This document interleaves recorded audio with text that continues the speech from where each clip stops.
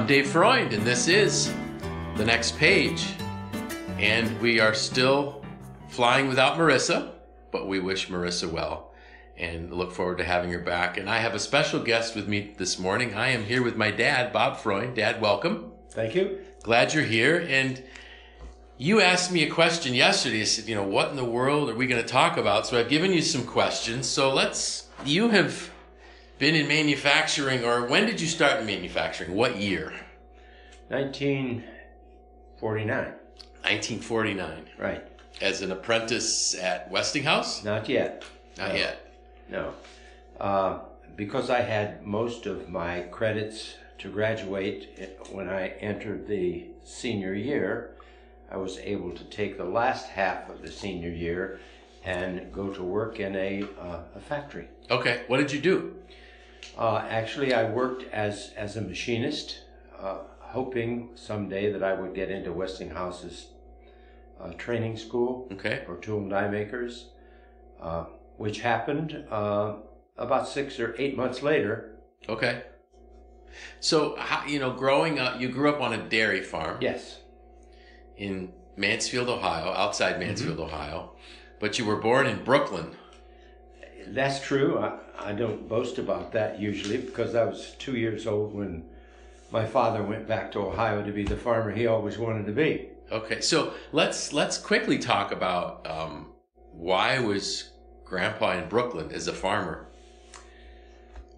Grandpa married my mom, who was a businesswoman in Brooklyn. She helped her father, who had no sons, run a knitting mill, small knitting mill, and was very capable at it. So when she married my father, she convinced him to go to Brooklyn and learn the knitting business.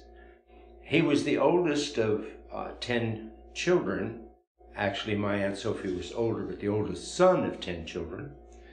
And he worked in a factory to help support his siblings. And the younger ones helped his father run a farm. So his background was farming. Okay. Yeah. So, and he, because I've heard some of the stories, but so he ends up so the farmer from Central Ohio ends up in Brooklyn. Yes.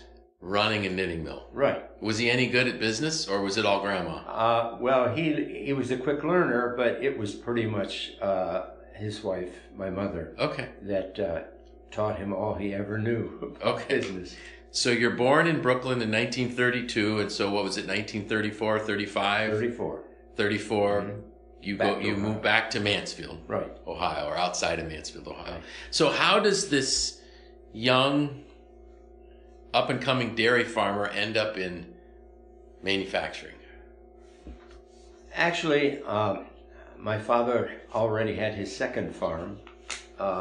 His first farm he had to sell because he was diabetic and insulin was a brand new thing.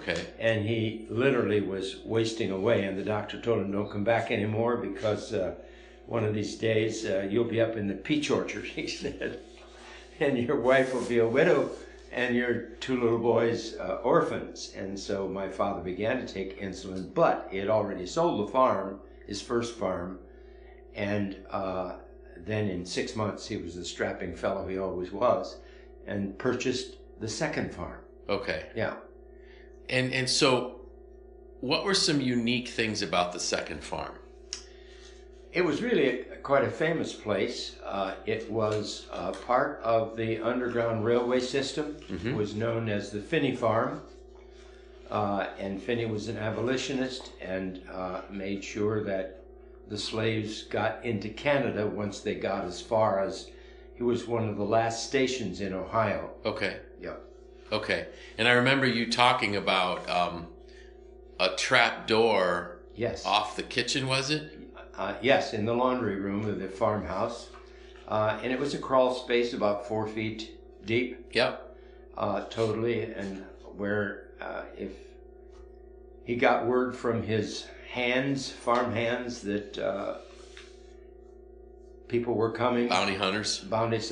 Hunters up the lane, why he would put them in the slave cellar. Interesting. Yeah. Until the bounty hunters were gone or occupied somehow, and then they would leave and rush out. I love one of the stories that you tell about, and this can be verified on the internet if you do a search of the Finney farm. But that one time, well, why don't you tell it? The time when he had the runaways in the cellar, right, hiding them, and the bounty hunters came. Yes, there were. According to records, there were 3 bounty hunters that came, and Finney said very quickly to his farm hands, I'm going to have my house lady, or his wife, whomever it was, serve them a meal, and while we're having the meal, be as quiet as you can and load them into a load of hay. And the cellar was actually in the next room, behind the door, and so it was that Finney had a prayer that went on and on and on until the wagon was loaded and down the road a piece. And these 3 fellows thought something was going on, but in deference to the man who was praying, they stayed in their chairs. So it was a long prayer while the runaways were able to get out. And it was known thereafter that everyone that knew about it, and quite a few people did, that went, and prayer was wont to be made frequently at a dinner table by many people. Yeah. And if the prayer was long, that someone would say, boy, that was a real Finney, wasn't it? That's great. Great story. So now you're at the second farm, a nice farm from what the pictures that I've seen. Yes. So why did you end up, what attracted you to manufacturing? I had an uncle who had a 9-inch South Bend lathe in his garage. Wow. That really I was fascinated with. I would stand for hours and watch him run that whenever I could do that. And I think my father realized that my heart wasn't in farming. My brother couldn't be a farmer because he had allergies that had to cover his mouth and nose every time he went in the barn. Okay. So Father decided, I think I was 14 or 15 years old, he said, son, if you're not going to farm, your brother can't. This is a great time to sell it. And it was after the war. People had money and looked for ways to spend it. Yeah. Okay. And the interesting thing is that you can't find that farm if you go look for it anymore. No. What did the farm property become? It became a housing project. Okay. And I'm not sure if that even exists anymore. It ultimately, General Motors built a huge factory right across the road, Route 30, from the farm, and I think the fellow who bought the farm didn't intend to farm it. Okay.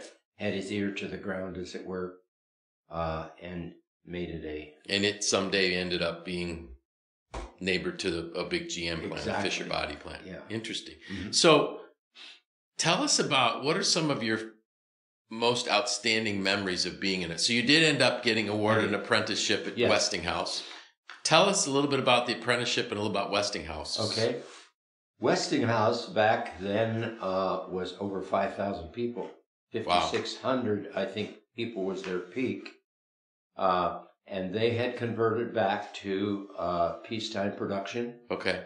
They needed every 2 years, in order to expand the retirement situation that these old-time toolmakers were retiring, they took 12 young men every 2 years into their apprentice school. And it was well-known school. And a certified program was 2,000 hours, which is 4 years, basically. And we even had instruction in engineering drawings and that sort of thing, and tool and die design from an engineer there. And we finished early because once we really got the hang of things, because we were probably the cheapest help they had, we worked a lot of overtime. So I was done and certified by the state of Ohio probably in 3.5 years. Okay, so it was really 2,000 hours per year, typically over 4 years. Right. being a total of 8,000 hours. Very similar to New York's apprentice programs. Yes. Okay. That's right. So, small town, maybe 20,000 people. Maybe a few more than that. Maybe 30, maybe 30,000, okay, at the time. But a factory of 5,600 people. So how big was that in terms of floors or footprint, do you think? It was probably 5 buildings that were 4 stories high. Wow. And what did they make? Mostly appliances. Okay. After they had a plant in Columbus also, and after it was converted back to peacetime production, all the refrigerants, freezers, and refrigerators were made in Columbus. But we still made washers, dryers, and small appliances, a lot of them. I remember as a kid, every time the washing machine broke, you just seemed to know how to fix it. And I never figured out why you knew how to fix it till I realized you probably worked on the prototypes for some of those. Yes. Yes. So, what's one of the biggest dies you ever worked on? It probably was a die for a refrigerator body. Okay. It was probably, I'm guessing, 6 feet by 8 feet. Wow. Yeah. 6 foot by 8 foot die. And so for the folks listening that have no idea what a die is because they think that dyes are things that we put in somebody's hair or into beverages, but a die is a metal stamping tool. Yes. To form probably the outer wrappers or the doors for refrigerators. Yes. That's amazing. So you start out as a tool and die maker at Westinghouse. You end up in the prototype. Well, in the engineering lab. Okay. Yeah. What does that entail? Well, after a tool maker was a journeyman and had his papers, the opportunity of getting onto anything other than a second or third shift was about 20 years down the road. Okay. And the children were very small, and while I worked, they slept, and conversely, when I wanted to sleep, you didn't. Right. And so I missed many of the church functions. Okay. Particularly choir practice. Yeah. I loved to sing. Back in those days, I could. Anyway, they had an opening in the engineering lab, and a fellow church member worked in that engineering lab, and he came over and said, "Bob, why don't you come and talk to my boss? He's looking for somebody like you." And so I did, and I went to work there, and that was an 8 to 5 job until I left Westinghouse in '65. So as the tool and die maker in an engineering lab, you were paired with an engineer and probably a draftsman? Yes, ultimately, that's what happened. They worked as a team. Okay. Yeah. Interesting. So how does the tool and die maker from Ohio end up in Syracuse? I had become a minister in the church and had done a lot of evangelical ministry around North America, United States and Canada. And there were times when I had difficulty getting back from a weekend of ministry to be on the job at 8 o'clock in the morning. Okay. And I really needed to find what ultimately was called flex time. Sure. Back then it wasn't, but something that when I worked on a project and it was done, I could be free to go in 10 days. Yep. So you ended up being invited or being offered a position by somebody here in Syracuse. Yes. To move from Ohio, and that would give you the flexibility you needed for your ministry work. Yeah. So when you came to Syracuse, what job did you have? I worked in, first of all, the company, Textile Marking Machine Company, was a young company that made marking machines for the laundry industry. And they realized that they needed to automate that equipment and had a contract, I think, with a cash register company. I'm not which one. I don't remember which one. That we worked to automate those machines. Okay. And the first place that that they had in the little factory just didn't have the machinery that I needed to do what they wanted me to do. Sure. So I worked up at Patel Industry machine shop. That was just a gorgeous place for quite some time until the prototypes that we were working on were done and proven. Mm-hmm.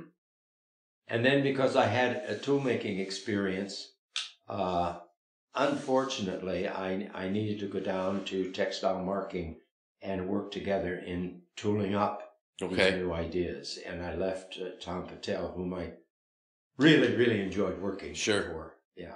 And that was a nice little tool shop that was on Ball Circle in between Ainsley and Brighton Ave. Right. On that little loop there. And it became Advanced Hone and Grinding before they ended up moving out of that area. But when I was at Self-Lock, I was right around the corner from that.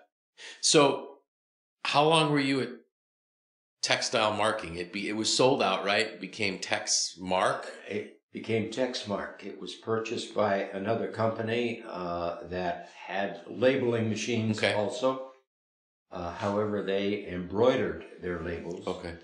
And Textile Marking Machine had become so good at printing labels that if you held both at arm's length, you had a hard time knowing what. And so a company from Grand Rapids, if you can't lick them, join them. Yep. So they bought the company. Okay. And their machine division was brought here into Syracuse's operation too. Okay, and so what was you ended up being plant manager? Director of manufacturing. Director of manufacturing for Texmark, which was a subsidiary of Rose Patch. Right. So, but you didn't stay there. What happened? In the late 70s, there was an energy crisis. And the state decided they needed some kind of a board that if that energy crisis occurred again or one later on, that this board would allocate who got what when. And I was on that board representing small industry. Okay. And Jim Schneider, who was the president of MACNY at that time, and it wasn't called MACNY, it was called the Manufacturers Association, asked me once to stay after a board meeting. He said, I got something I want to show you. And he showed me an application for someone that could become a coordinator for business and education, as it were, for the State Department of Education, yes, in Albany. And when I thought about it afterwards, I said to your mother, I said, boy, he said, I want you to proof this. And I said to your mom, I'd really love to do this. She said, go to it. And I realized only afterwards that Jim had set me up for that. And probably there weren't going to be many takers. Right. And so I left Textile Marking Machine, or Texmark as it was, and began to work in the school community to try to convince them that there were some good paying jobs that were going begging out in the community. Sure. And ultimately, the Community Council on Careers was formed. Yep. And what was supposed to be a year's project ended up 5 exciting years. I really, really enjoyed it.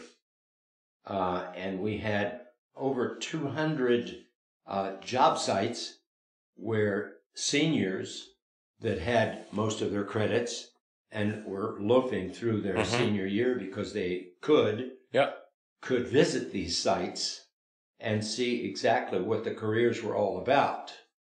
And that was really an exciting thing to see, how young people could be amazed at going into industry and see, or to a veterinarian office and see what really happened. Sure. Yeah. It's interesting. I remember, because I was in high school toward the tail end of your time with the Community Council on Careers, and and there was these like explorer posts or something. We're all over the place. Yes. And we did these assessments, and believe it or not, when I did my assessment, the answer came back that I should go into agriculture. So it would have been interesting because the first place I went to was Agway's research center out in Apulia. And it would have been interesting had I gone back into dairy farming. But when I talked with a dairy farmer who no longer farms up here in Navarino, the question we asked him was, what's the best way to get into dairy farming? And he said, I have 3 daughters. So, but anyways, I didn't go into agriculture. But the last thing that you did, if I remember it right, was set up the Industrial Trades Institute. Exactly. So what was that? Sid Johnson was superintendent of schools. Mm-hmm. And he was interested in the community council careers. And he called me up once and he said, Bob, I want you to come and I'm going to show you something. And Central Tech had probably one of the nicest machine shops I had ever seen. Yep, it did. I was in there. And 2 young men were working, were learning in there. He said, this just can't go on. These machines should all be running. So working together with Jim and Sid Johnson, we found 2 tool and die makers who also had teaching degrees. And we ran that machine shop 2 shifts a day. For those who wanted to learn and couldn't give up their jobs, they could go at the second shift. Yep. Those who had a job paid, I think, $2,000 for the X number of months, I don't remember. And those who didn't, inner city kids, could have it free. Sure. And they all got a toolbox full of precision tools. Yep. And it really worked very, very well. Your good friend, Dirk Cook, went through that program. And then we hired him as an apprentice toolmaker. Exactly. Yeah. And the State Department gave, I think, a year or 18 months credit towards that's tool awesome. making. Yeah, by taking that particular That's huge. program. And that lasted about 10 years. Okay. The other interesting thing was, I think on the 4th or 5th summer, the program wasn't funded anymore by the state. It was funded by industry, actually, business and industry. And I can't remember the fellow's name, but he was the in charge of the education department in Washington, D.C., knew what I was doing. Yep. And he came and asked me if I wanted a job for the summer. And I said, well, I would take one offered. And the interesting thing was, having gone from a school system that I had really a hard time breaking into, all school systems, Laura Hand was who still is on Channel 3. Channel 3. She really was my advocate. She'd go wherever I was and take pictures and see an empty audience, Right. whatever. Anyway, Brunswick, Georgia had an academy that was the oldest federated school system in America. Glenn Academy. I can remember the name. And they had no trade school. Wow. And what was happening to their young people was when they graduated, they went down south to Savannah and took a job when jobs went begging in Brunswick. And so over the course of 6 months, I developed a cadre of teachers who were going to be advocates for these companies to become their trade school. Wow. And I don't know how long that worked, but it worked for quite a few years. They didn't need a vocational school because the community was the school. And that was very hard up here, at least, for guidance counselors who were taught to send everybody to college. Had a hard time breaking into. Wow. Well, I find it so interesting because, after you, at some point, Joe Vargo picks up Partners for Education in Business, is now affiliated with MACNY, and that now we are entering our second year, I believe, or third year at MACNY, helping coordinate apprentice programs for the state, for our members throughout the state. And if I'm not mistaken, I think we have over 100 apprentices now. That's great. In the program. But Martha Ponji and Megan do a great job with that. So at some point, you go back into manufacturing. Yes. So if I remember it right, it was probably 74 to 79 you worked for the state, in essence. Yes. As someone that BOCES gave tenure to, which I saw a newspaper article about that, which I thought, or a letter, which I thought was humorous. So what brought you back into manufacturing? I really intended to make this an interim job anyway. And it was the most exciting thing that I ever did. But a friend of ours bought a business in Auburn, and he said, I'm interested in having you. I worked for him, and he was vice president of Texmark. Right. And he asked me if I would come and run his factory in Auburn. And at that point in time, the Industrial Trades Institute was just we were laying the first blocks of the foundation of that operation. And I said, I just can't go, at least for the next 6 months. And in fact, Jim forbade me to go. So 6 months later, then, when the Institute was up and running, I went to Auburn to work there. Okay. And where did you work last in manufacturing? The last job that I had in manufacturing was at Jaquith Industries. Okay. What did you do for Jaquith? I was director of manufacturing there first, and then ultimately vice president of the company. And then Don Jaquith passed away shortly after that. And I decided to retire at 62, and you still could do that back in those days. Okay. You youngsters are going to have to work longer than that. Yeah. Well, I like to remind people that retirement is getting up and doing what you want to do. Yes. So if you love what you do, you must be retired. And I think I'm already retired at 57, but. Yes. And I was thankful. I had been an instructor at MACNY, I think right around 1987, I started at Jaquith. And I think even a little before that, I was teaching there. I think if I look back, it was probably the mid-70s you started teaching supervisory leadership. Yes. I don't know what they called it then. Which is exactly the same title we use today. Is that right? It is. So how did that start? I don't recall, but I know it started at the talk about it started at the Central Technical High School thing. Okay. When that became the institute. The Industrial Trades Institute. Yeah, the Industrial Trades Institute. And I remember teaching a couple of classes at Central Tech. And then went to MACNY to teach and design some of their, help design some of their programs for them. And I did that until I was 5 years ago when I was 81 years old. Yeah, I just did the math here. So you started teaching at MACNY, teaching supervisory leadership. Right. If you started in 1974, which my guess is it was either 74 or 75, because I remember you talking about it, and you retired from that at 81. You taught for 38 or 39 years. Well, I was 81 years old. When you stopped. When I stopped. Right. Yeah. So one of the amazing things, if you think about that, is, and I started training at MACNY in 95 when you wanted to go to Florida in the winter and you needed somebody to fill in a few sessions.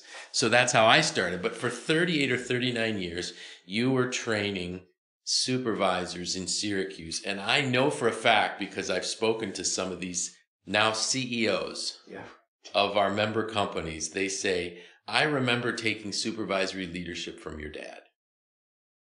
Now, I also had the privilege of working for you at a company in Auburn for 7 years. But you did things that nobody did. And one of the things that I remember was, and when I was at SelfLock, I brought you in to set up our self-directed work teams. But how did you come up with an idea of a self-directed? Nobody was writing about this in books yet.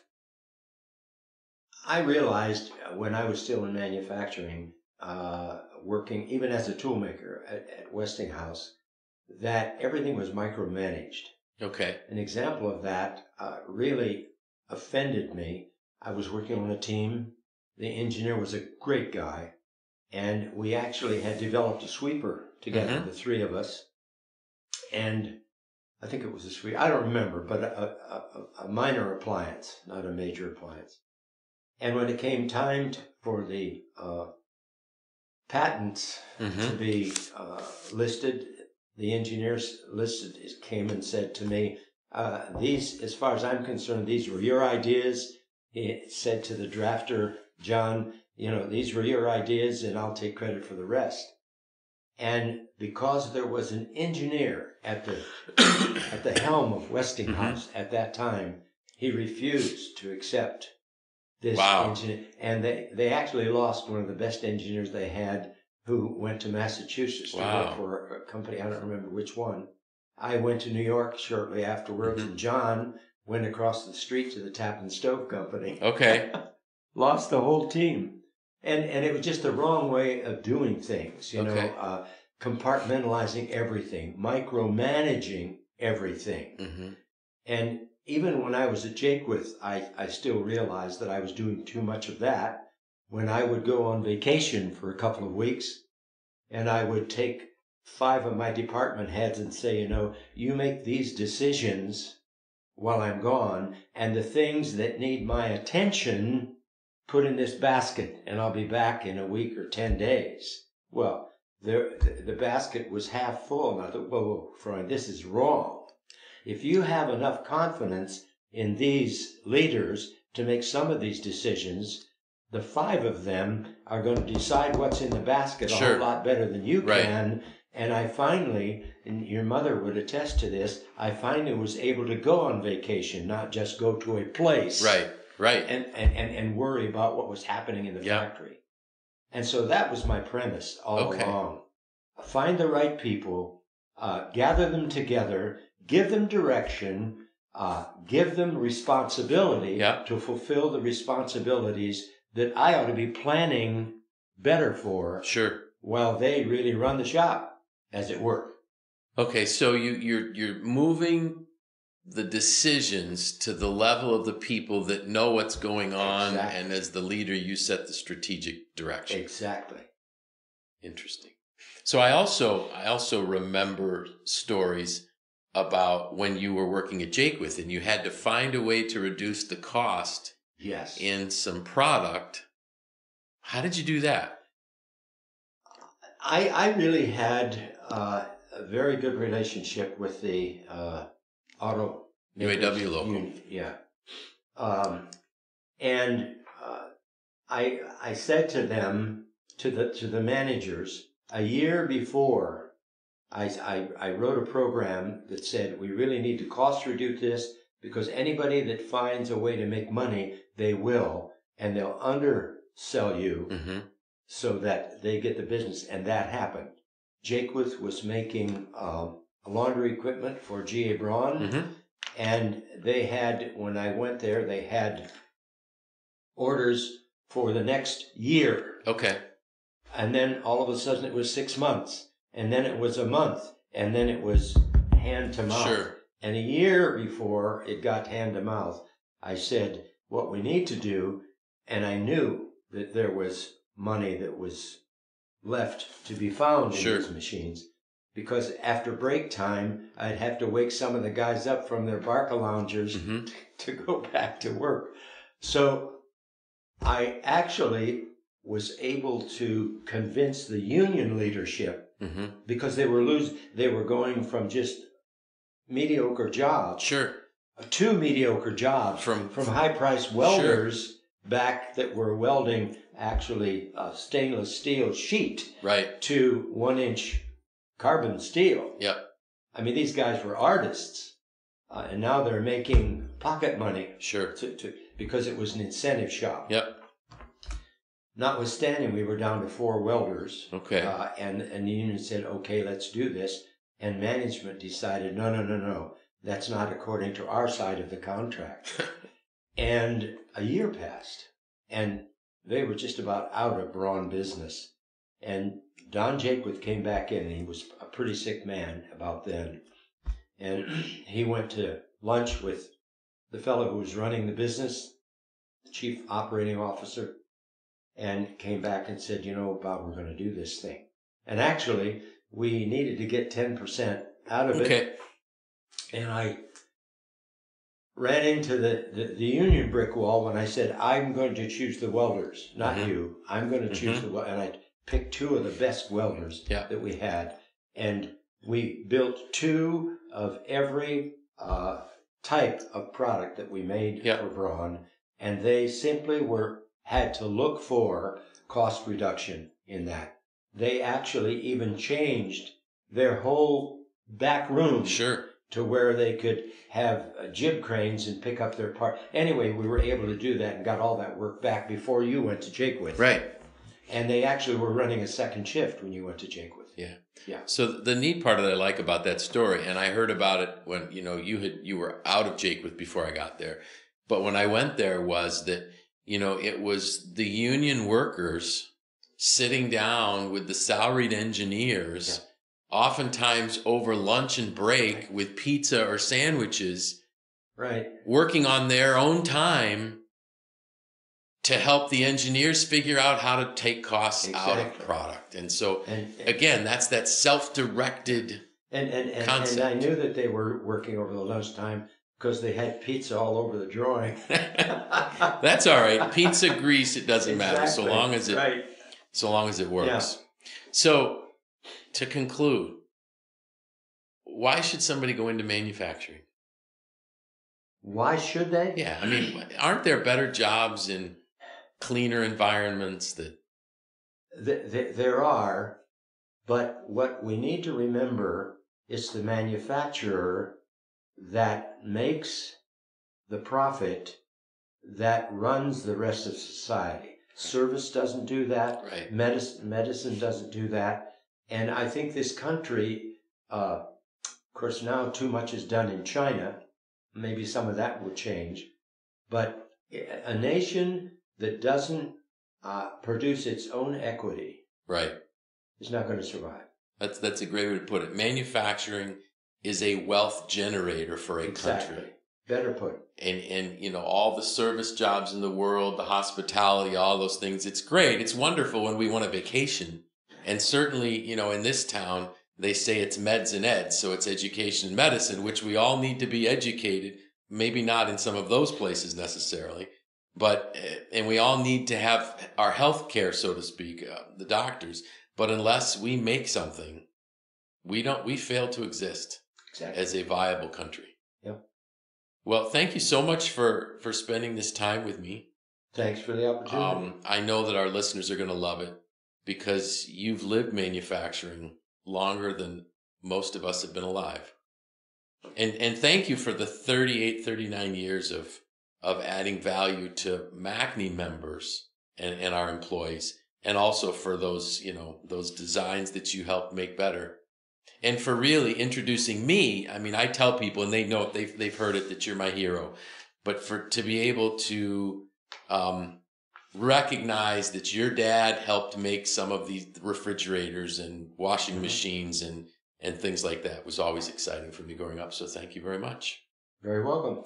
So with that, I'm Dave Freund, and this was The Next Page.